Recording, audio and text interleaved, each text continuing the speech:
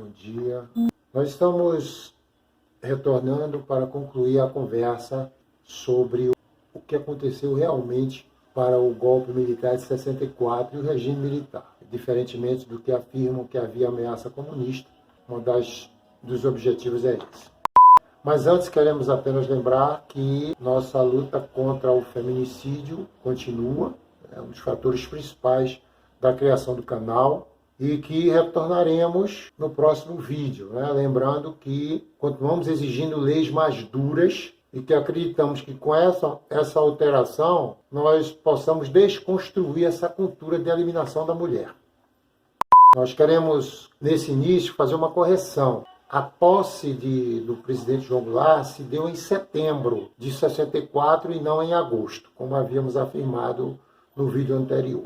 Nós vamos usar aqui, na parte inerente, um resumo possível, porque aqueles que quiserem podem se aprofundar com as fontes. E esse é o nosso objetivo, dar fontes, estar fundamentado para poder passar essas informações. Tem sentido, uma época de mentiras, e quando você tem os fundamentos, e as fontes que nós indicamos para esses assuntos são várias, né? Tem muitos livros escritos aí. Tem um livro do Hélio Gaspari, do Fernando Gabeira, do Zuenir Ventura, da Maria Rita Kel, do professor Jorge Ferreira, professor da Universidade do Rio de Janeiro, do Fernando Pacheco Jordão. Tem muita gente aí, que publicou estudos, livros com fontes, com comprovações, coisa que a gente tem visto muito pouco ultimamente. Tem também documentários muito importantes, filmes, que é o filme do Silvio Tendler, chama-se Jango, ou o documentário importante premiado do Eduardo Coutinho, que se chama A Cabra Marcado para Morrer. Todas essas coisas são importantíssimas para que a gente sempre se fundamente no que é mais importante. O que nós vemos hoje é um Brasil isolado, fruto de uma ignorância e de um ódio. E é preciso entender que hoje ninguém está sozinho no planeta, está muito mais globalizado. E, evidentemente, isso aí vai lá na frente fazer uma diferença muito grande. A posse do Jango se deu principalmente por garantia de um general chamado Henrique Teixeira Lott, que era conhecido como general legalista. O Henrique Teixeira Lott impediu que Jango fosse até preso.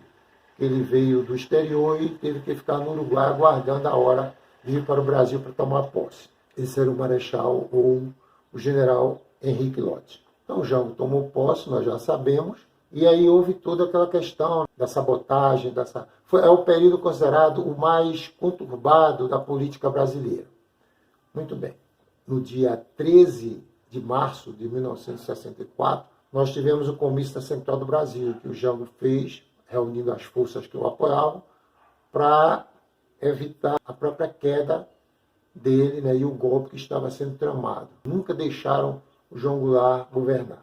E no dia 13, então, ele aproveitou o Comício da Central do Brasil para assinar algumas reformas de base importantes. A reforma bancária, vamos ler aqui, a reforma bancária, a reforma agrária, ele tabelou os aluguéis e o material de construção, assinou a elegibilidade dos sargentos, cabos e soldados e o voto também do analfabeto. Então, esse era o mal que o João Goulart estava querendo fazer ao país, Então as reformas andaram. E isso foi apoiado pela União dos Estudantes, foi apoiado pelas ligas camponesas, pelos padres socialistas e foi apoiado pelos partidos de esquerda. Então essas eram as forças que também queriam tirar o Brasil daquele atraso que ele vivia. No dia 19 de 3, vale a pena contar, houve a Marcha da Família com Deus pela Liberdade em São Paulo. Foi uma marcha idealizada pelas senhoras da alta sociedade paulistana. Há o registro de que houve mais ou menos umas 500 mil pessoas, e todas querendo a derrubada do governo, e querendo também a intervenção militar. A foi efetuada em João Pessoa e em Recife.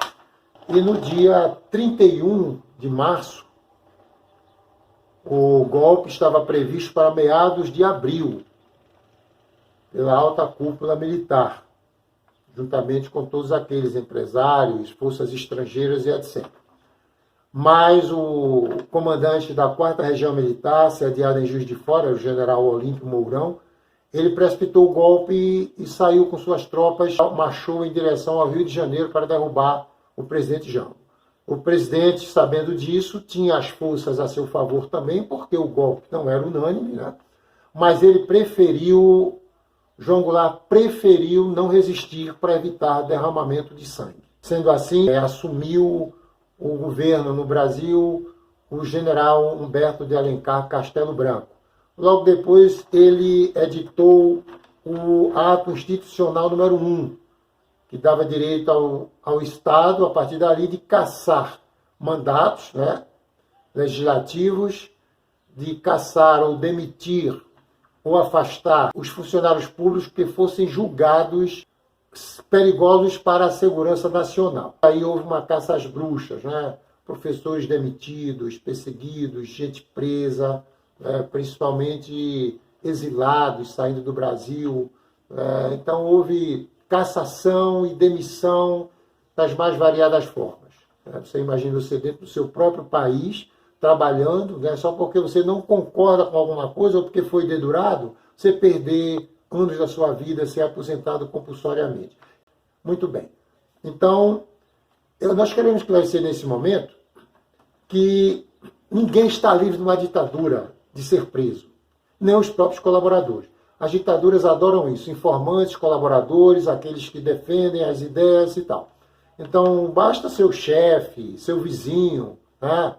Ou seu parente, aquele parente serpente que não gosta de você, basta eles dedurarem você, né, como informante, você estará enrolado, preso, e até que você prove o contrário, a coisa já ficou feia para você. Houve mais ou menos 434 entre mortos e desaparecidos. E mais ou menos 20 mil torturados, das piores formas possíveis, né? Na ocasião, na América Latina, ao mesmo tempo que no Brasil. Na Argentina, no Chile, um dos ditadores mais sanguinários que passaram por esse planeta, que se chamou Augusto Pinochet. Lá, calcula-se em torno de 40 mil mortos. Para vocês terem uma ideia, no dia do golpe, levaram os prisioneiros, as pessoas que eram presas, eram levadas para o Estádio Nacional de Santiago. E de lá, ao longo dos dias, eles foram retirados para serem interrogados. Muitos não voltaram, foram mortos na própria tortura ou foram sumidos a partir dali. Na Rússia, nós tivemos já, ao longo dos últimos anos, no governo que está lá, do Vladimir Putin, tivemos dezenas de assassinatos. Uma jornalista que fazia oposição ao governo foi assassinada dentro de casa, metralhada. Esses dias também, na própria Rússia, foi envenenado um opositor do Vladimir Putin. Não deixa de ser uma ditadura, né? Em 2018, o jornalista Gamal Khashoggi, ele era saudita e entrou na embaixada, se não me engano, em Londres. Entrou na embaixada da Arábia Saudita. Ele era opositor do regime, que é um regime ditatorial, de rei e de príncipe. Ele entrou para pedir autorização para casar. A amada ficou do lado de fora. Nunca mais foi visto. Assassinado e desapareceram com o corpo.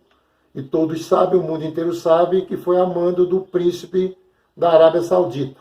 Vai ficar por isso mesmo. Em Mianmar, agora em 27 de março, houve uma tragédia, né? Lá está havendo uma ditadura porque o general deu o golpe, prendeu a presidente, sem provas, não há provas, não precisa de provas. A ditadura não precisa de provas. Nenhuma ditadura precisa de provas, né?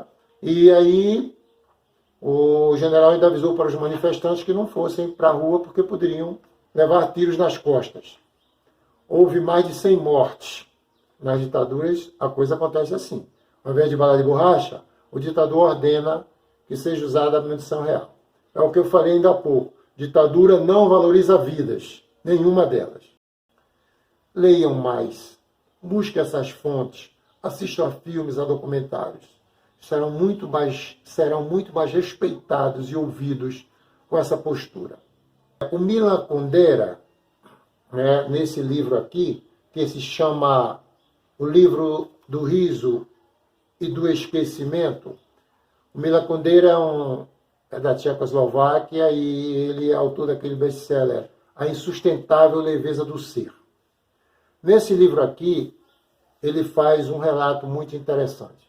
Eu gostaria de ler, peço a permissão para todos, para encerrarmos com essa leitura. Ele diz assim: em fevereiro de 1948, o dirigente comunista Clement Gott, vamos chamar de Gott, é Gottwald, mas vamos chamar de Clement Gott, postou-se na sacada de um palácio barroco de Praga para discursar longamente para centenas de milhares de cidadãos que se achavam concentrados na praça da Cidade Velha. Foi um grande marco na história da Boêmia, um momento fatídico que ocorre uma ou duas vezes por milênio. Estamos na Tchecoslováquia. Gottwald estava cercado por seus camaradas e a seu lado, bem perto, encontrava Clementis. Nevava, fazia frio e Gottwald estava com a cabeça descoberta. Clementis, cheio de solicitude, tirou seu gorro de pele e colocou-o na cabeça de Gottwald. O departamento de propaganda reproduziu centenas de milhares de exemplares da fotografia da sacada de onde Gott, com o gorro de pele e cercado por seus camaradas, falou ao povo. Foi nessa sacada que começou a história da Boêmia comunista. Todas as crianças conheciam essa fotografia por a terem visto em cartazes, em manuais ou nos museus. 4 anos mais tarde, Clementis, acusado de traição, foi enforcado. De imediato, o departamento de propaganda fê-lo desaparecer da história e, claro, de todas as fotografias. Desde então, Gott aparece sozinho na sacada. No lugar em que estava Clementis, não há mais nada a não ser a parede vazia do palácio. De Clementis, só restou o gorro de pele que fora colocado na cabeça de Gott. Espero que nosso encontro tenha sido proveitoso. Até a próxima e que possamos ter, com nossa própria luta, com nossa resistência, um mundo mais humano. É difícil, dificílimo, mas não é impossível para aquele que está ainda da esperança. E espero que, principalmente, o nosso país seja um país humano, com um olhar humano para todos nós.